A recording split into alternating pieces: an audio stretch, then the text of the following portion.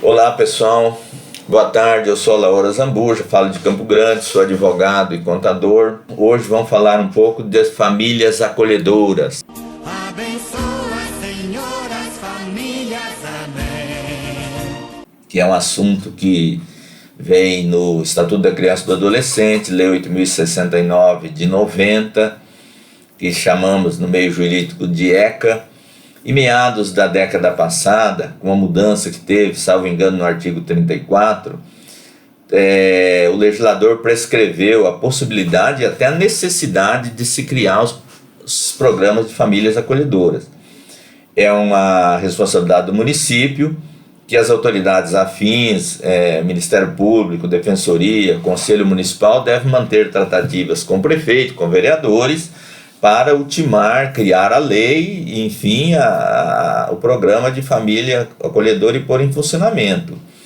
Quando não há resultado, ajuiza-se uma ação civil pública e o juiz tem dado aí, ou liminar, ou no final da prorroga procedente para determinar que o município crie. Nós fizemos isso no estado do Amapá, cidade de Macapá.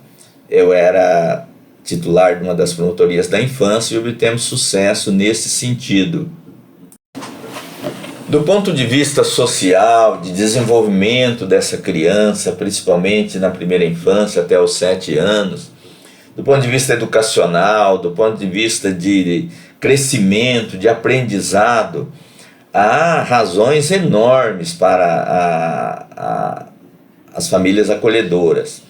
E nós sabemos, muito embora o enorme esforço e zelo das equipes das casas institucionais, antigamente chamadas de abrigo, a gente sabe que não é o lugar ideal para o crescimento, aprendizado e desenvolvimento de uma criança. O ideal é que essa criança cresça numa família. E também há o equivocado de alguns funcionários públicos, de que os funcionários do abrigo, o abrigo vai acabar, vai fechar. É totalmente equivocado, errôneo.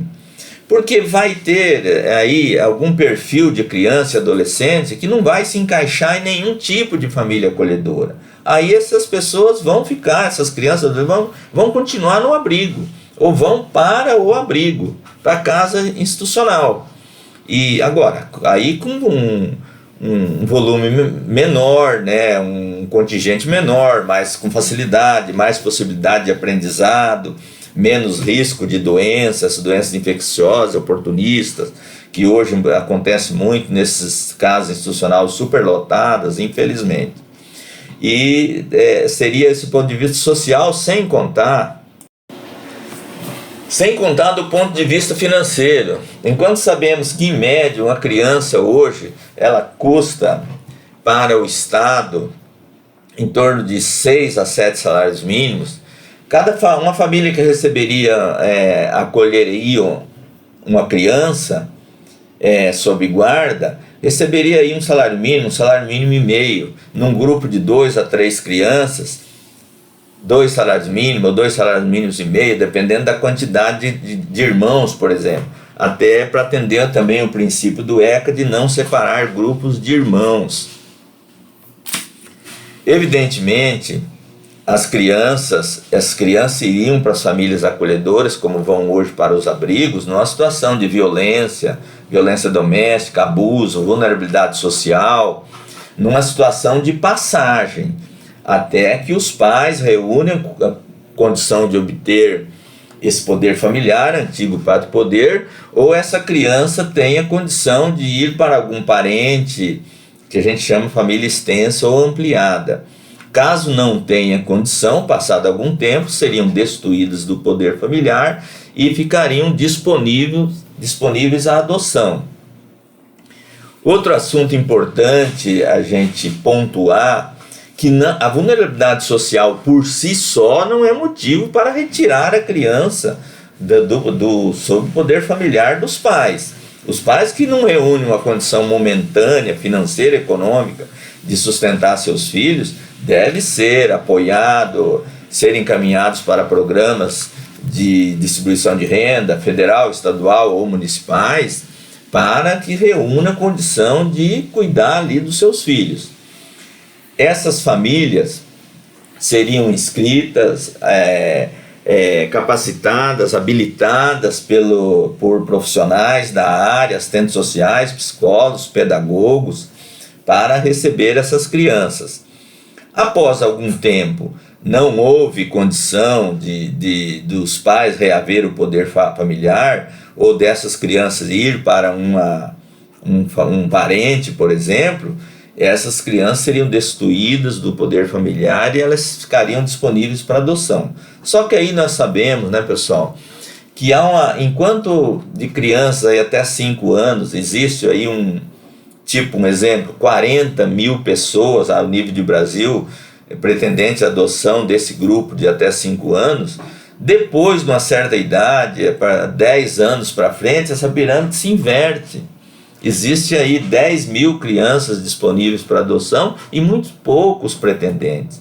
Então é complicado. Às vezes as crianças ficam na instituição ou no abrigo até completar os 18 anos, né? Porque não houve pretendentes à adoção.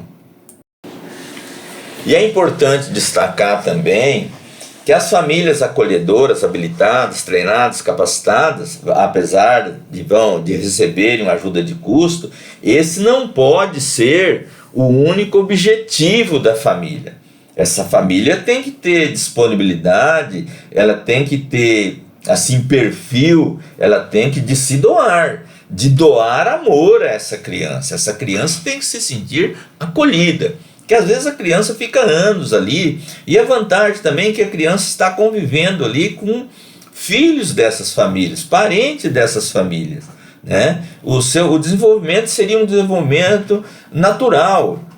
Em muitos casos, com autorização judicial, os pais teriam visitas a essas crianças, não seria rompido o contato. A não ser num caso de abuso, uma situação mais grave, que de repente essas visitas não seriam permitidas, né? E essas crianças continuariam frequentando escola, evidentemente. Essas famílias acolhedoras seriam acompanhadas pelo juizado da infância e adolescência, seriam fiscalizadas pelos conselhos tutelares, seriam, assim, de certa forma, monitoradas, acompanhadas e auxiliadas para desenvolver bem essa função de guardiões dessas crianças e adolescentes. Então, pessoal, é isso. Mais uma vez, inscrevam-se no canal. Deem o like aí, de preferência o joinha positivo, acionem o sininho, compartilhem com os amigos, comentem. Até mais, fica com Deus, tchau, tchau.